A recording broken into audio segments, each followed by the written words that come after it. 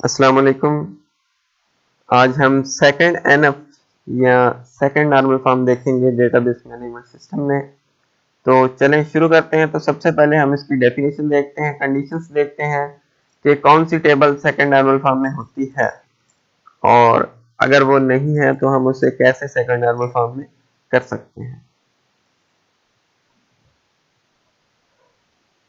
A table is in second NF if एक table second normal form में होगी अगर वो इन दो कंडीशंस को सेटिस्फाई करे।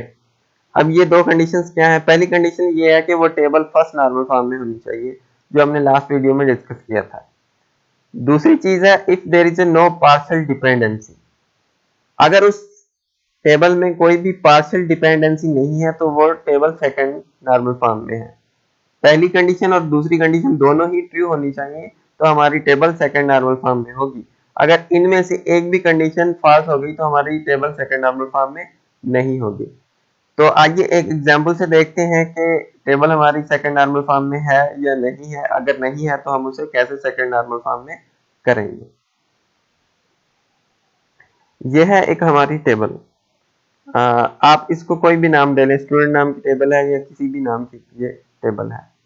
अब हमने इस टेबल में चेक करना है कि जो हमने प्रॉपर्टीज बताई हैं कि पहली बात तो ये जो टेबल है ये फर्स्ट नॉर्मल फॉर्म में होनी चाहिए। दूसरी बात है कि इसमें कोई भी पार्शियल डिपेंडेंसी नहीं होनी चाहिए। अब पार्शियल डिपेंडेंसी का क्या मतलब है? पार्शियल डिपेंडेंसी का मतलब ये है कि इनमें से कोई एट्रीब्यूट ऐसे हो कि वो एक प्राइमरी की पे डिपेंड कर रहे हो और कुछ एट्रीब्यूट ऐसे हो वो दूसरी किसी प्राइमरी की पे डिपेंड कर रहे हो। तो इसको हम कहते हैं पार्शियल डिपेंडेंसी। यानी हाफ एट्रीब्यूट एक पे डिपेंड कर रहे हैं और हाफ दूसरे पे डिपेंड कर रहे हैं, तो इसको हम पार्शियल डिपेंडेंसी कहते हैं। तो हम सबसे पहले तो देखते हैं कि क्या ये टेबल फर्स्ट नॉर्मल फॉर्म में है। तो हम देख रहे हैं कि ये टेबल तो फर्स्ट नॉर्मल फॉर्म में है क्योंकि इसमें कोई भी ऐसी वैल्यू नहीं है जो एटॉमिक वैल्यू ना हो। सभी एटॉमिक वैल्यूज हैं, इसलिए ये फर्स्ट नॉर्मल फॉर्म में है और कोई भी ग्रुप जो है वो रिपीट नहीं हो रहा, इसलिए भी ये फर्स्ट नॉर्मल फॉर्म में है। तो फर्स्ट नॉर्मल फॉर्म में तो ये टेबल है। अब हम देखते हैं कि कोई ऐसे एट्रीब्यूट तो नहीं है जो आधे किसी पे डिपेंड कर रहे हैं और आधे किसी पे डिपेंड कर रहे हैं। हम यहां से स्टार्ट करते हैं नेम से। तो नेम किसका है? स्टूडेंट आईडी का नेम है, यानी जो रोल नंबर है या स्टूडेंट आईडी है नेम उसका होगा।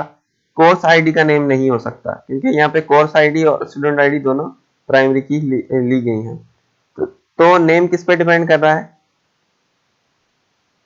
स्टूडेंट आईडी पे, राइट। उसके बाद हम आते हैं फोन नंबर।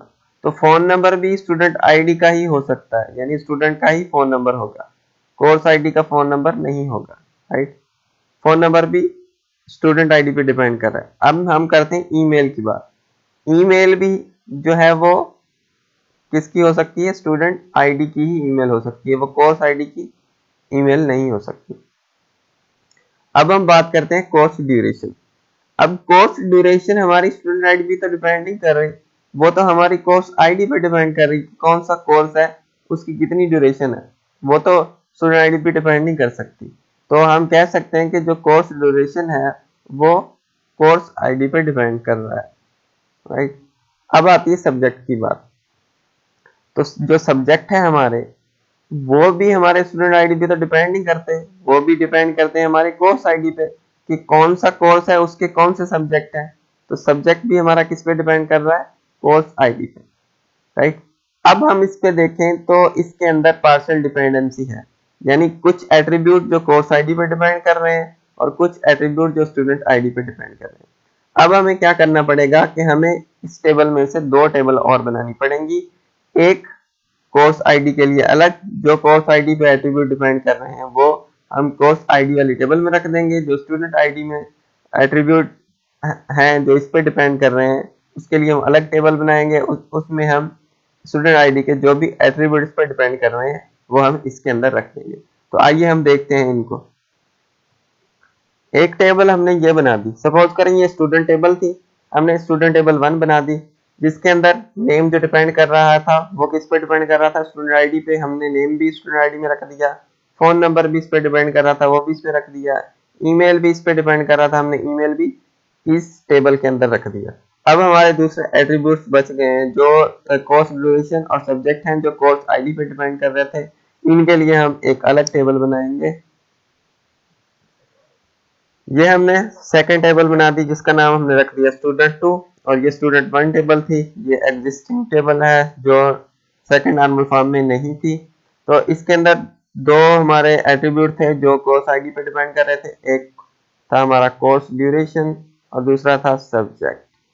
तो इनके लिए हमने क्या कर दिया, अलग टेबल बना दी है।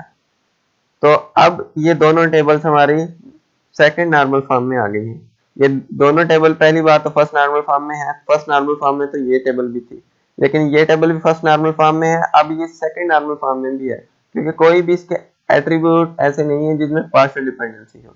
और ये जो टेबल है ये भी सेकंड नॉर्मल फॉर्म में है, क्योंकि इनके भी कोई भी ऐसा एट्रीब्यूट नहीं है जिनमें पार्शियल डिपेंडेंसी हो। सो ये था सेकंड नॉर्मल फॉर्म, और हम नेक्स्ट वीडियो में थर्ड नॉर्मल फॉर्म को देखेंगे। So thank you for watching this video and Allah Hafiz.